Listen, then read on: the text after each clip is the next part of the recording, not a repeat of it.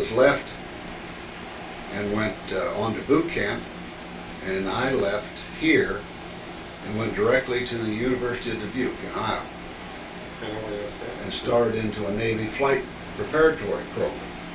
On 2 July 1945, I reported for duty. Well, I was there 6 weeks, and on the 14th of August, the Japanese surrendered, which happened to be my 18th birthday. Quite a memorable occasion. So it took about 2 weeks, of course, and they shut the program down right then. That was the end of it. And in about 2 weeks, we were all gone, and I went directly to Great Lakes from Dubuque, where we entered a group, an OC company, which was made up of officer candidates, called an OC company. Well, we had to wait until we got a full complement of a company. I don't know whether it was 120 or 30 fellows, and they came from all over the United States. Some of them even had their officers' uniforms purchased. They were that close to being commissioned. They've been in different Navy schools, some of them flight schools, some of them just regular colleges in different programs. And so then we were to be in Great Lakes for 6 weeks. We had since we'd already had done all our drilling, we knew how to march, we knew how to do this, how to take care of our uniforms. Well, they had an accelerated program that we were only going to be in boot camp for 6 weeks.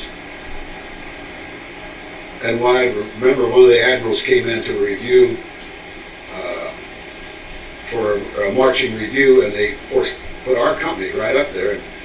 And he asked the captain, said, "How long have these men been in boot camp?" And he said, 6 weeks. And he said, "They sure know what they're doing." Said, "You've done a good job training these fellows." Well, some of these fellows have been in the Navy 2 and 3 years at the time, So we were in Great Lakes for 6 weeks, and we were ready to come home on leave and then be reassigned. And the night before we would come home, they came in the barracks and read off 20 or 30 names that for special assignment. You're not going home. You're going over to OGU, outgoing units. Well, we went over to OGU, which is over on the other side of the Great Lakes, and we sat there for 6 weeks. I didn't go anywhere. And that's when I first learned how to play bridge. We played bridge all day long in one of the hospitality rooms or whatever they were, and the mess halls were so bad we wouldn't eat in the mess halls. We just bought our own meals. And after 6 weeks there at OGU, they loaded us up on a train and went to Washington, D.C. and ended up in the Bureau of Naval Personnel in the Annex over in Arlington, Virginia. Lived in Washington. When we got there, they gave us $200 a piece and told us to go out and find a place to live. They didn't have any barracks or any mess halls or anything. Told us to go out and find a place to live. Well, I had met a fella in the OGU that was well acquainted in Washington, and he had a friend that had a friend, and we found an apartment, which was very nice. And so we rode the bus to work every morning from out on New Hampshire Avenue, past the White House and down across the bridge to Arlington, Virginia, to the Bureau of Naval Personnel. And I was just a yeoman, a seaman first class, but yeoman striker in the, we detailed supply officers. That was our section.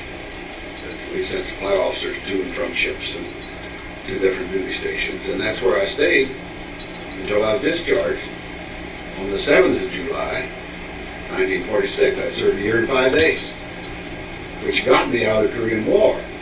Had I been less than a year, I'd have been subject to be drafted in the Korean War. And I missed that by 5 days. So I was very fortunate in that respect.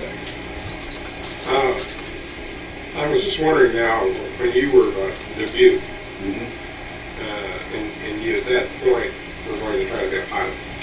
They told us they'd have us flying off aircraft carriers in 20 months. Okay. There was quite a base somewhere in Iowa. A tunnel, I think. It was called Iowa Pre-Flight. A tunnel.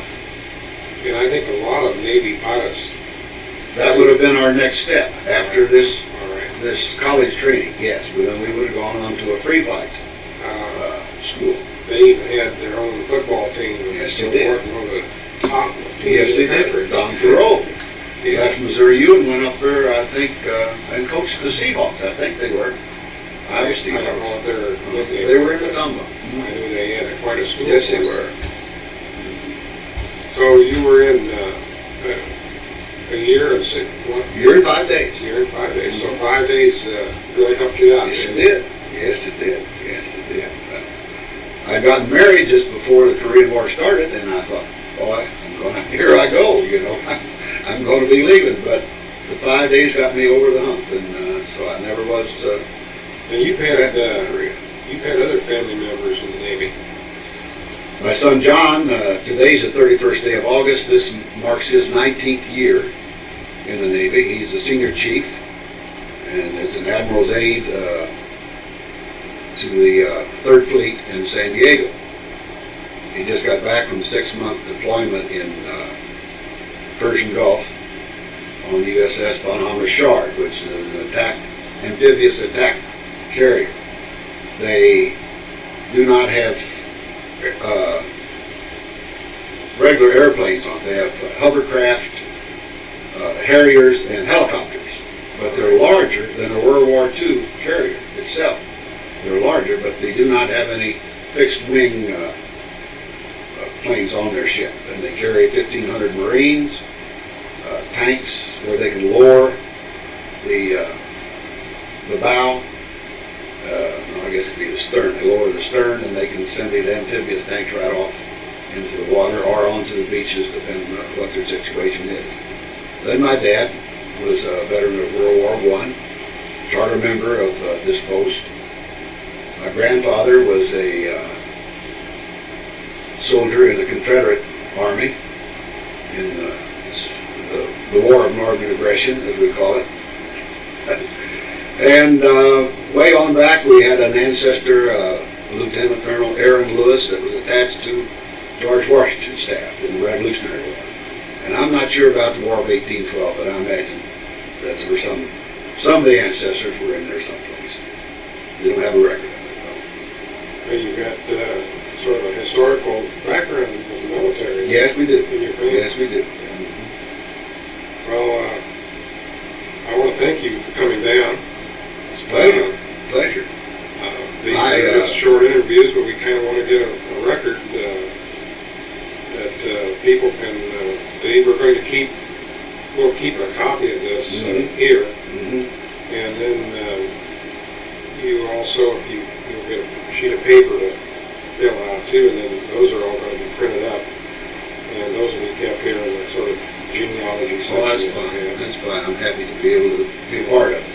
We should have got started on this a long time ago. Well, I've been wanting to do it for a long time ago, and I finally decided if I didn't try to do it myself, it wasn't going to get done. So I read just lately that 1,000 World War II veterans die each day. So it's getting that point. yeah, it is. It's heading that way. But as I said, I'm going to be one of the younger ones in World War II. And I was one of the older ones for Korean War. Were you? So Okay. All right. I cut that other way. Mm-hmm. But I really do.